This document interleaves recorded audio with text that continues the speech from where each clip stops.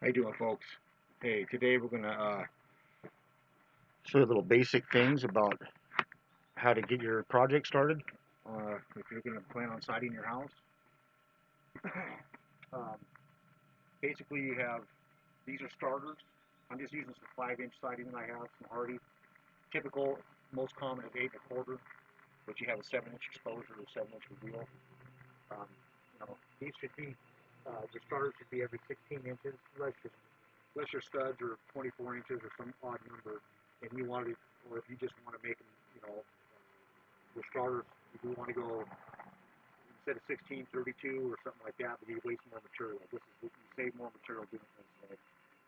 So just think, just uh, pretend that this is every 16 inches, even though they're not. I just don't have that much room. So anyways, you go every 16 inches.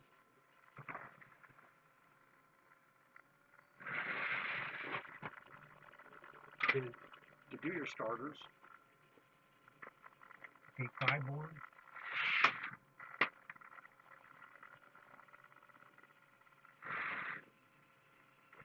slide the next one back, go on.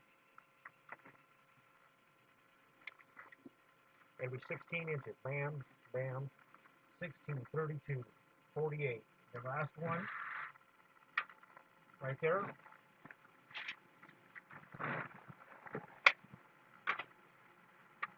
So you have 5 pieces.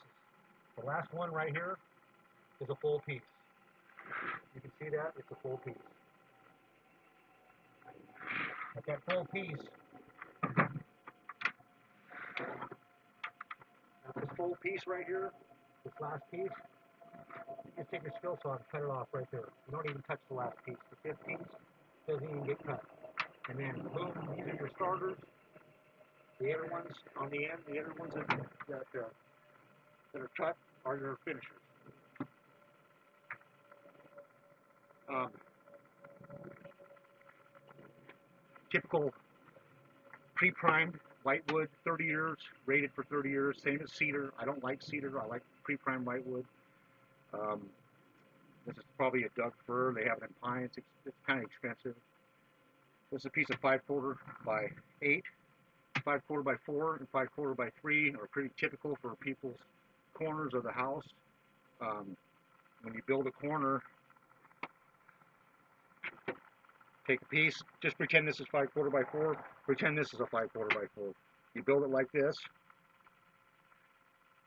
Nail it, bam, bam, bam, and always make sure that the gap right here, this gap, make sure that's always on the side. If this is going on the back of the house, you always want a nice, the solid piece facing the front of the house. Or if you're doing the back, same thing off the back. Always put the seam on the side.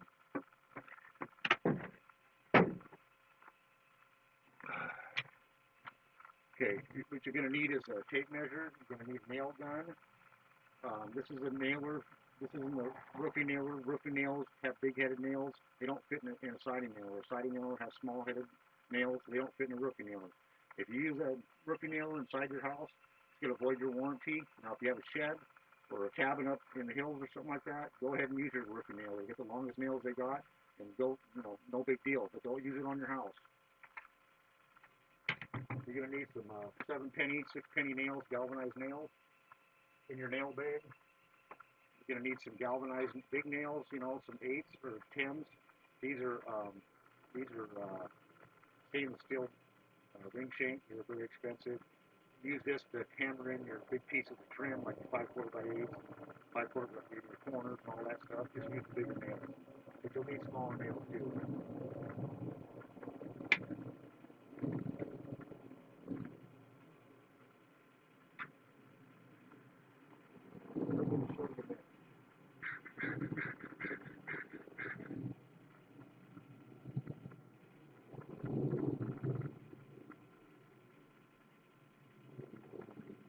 Anyways, tar paper. You're going to need tar paper. These run about $15 a roll. This is a minute, 60 minutes. The big popular thing is Tyvek. People like to use Tyvek. It's about $165 for a 9 by 150 foot roll or 125 $25 for 9 by 100-foot roll. To me, it's just a name DuPont. Everybody wants it, so it's like buying a pair of Nike. You're just buying the name, but it is a good product, but it's expensive. Okay.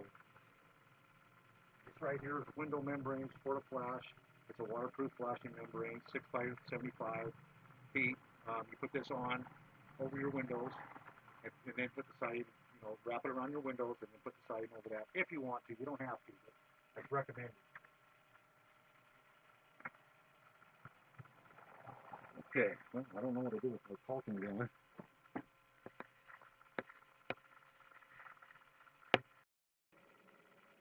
So this is the caulking. When you caulk, don't cut the tip like that. Don't cut it like that. Cut it flat across. And then when you apply it, basically you get the hang of it. Apply a nice, see how nice that is? You don't even have to run your fingers through it. Okay, so we got that out of the way. And the tape measure. Okay. When you're doing your layout, you got your seal plate on your house up underneath the eaves, bird blocks it or whatever. You just get your layout. I'm not going to go into that. You'll have to figure that out. You measure one end of the house, the wall, and the other end. You get your layout. Come down, mark your marks. You want to lay your first board of siding. You want to run past the seal plate on the bottom where the OSB board is or plywood you have. You want to run past it 1.5 inches or so. Once you do that, you just measure up off that.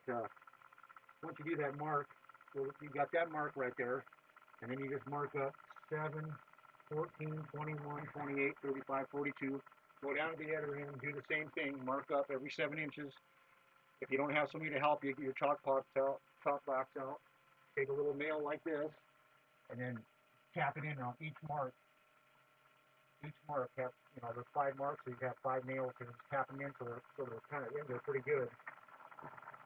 And then you just take your chalk box, put the little thing on there over the nail, come back down here, pull it tight, snap it. Come back down here, go to the next mark, pull it down there, snap it, all the way up. These will be your top marks, your top siding marks. Each piece, all you got to do is just take the top of the siding and just keep it right on that mark, that snap line you got. Just keep the top of it right on that line all the way through. Keep going up, and that's how you just, run your siding. That way it stays nice and straight, and you don't have none of this stuff happening.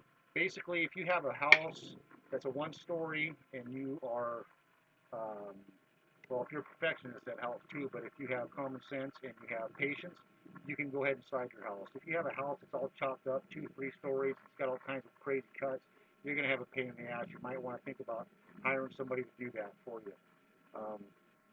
There are, like I said, there is.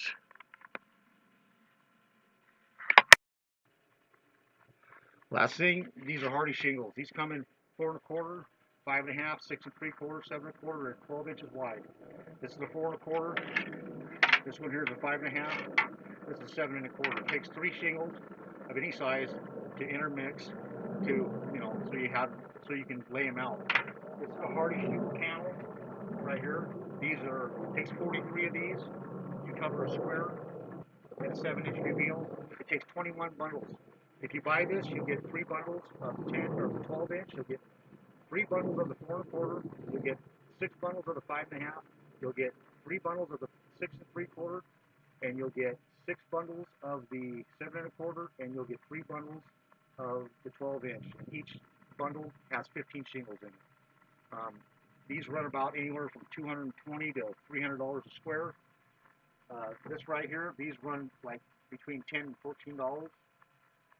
So this is a lot quicker, but if you're going to pay labor and stuff, this is quicker. It basically averages out putting the single ones on, but if you have big walls and stuff to do a whole bunch of siding shingles to cover, this is the way to go. If you got a little gable or something like that, just use the single ones. All right, guys, I hope this helped you out. You guys have a good one.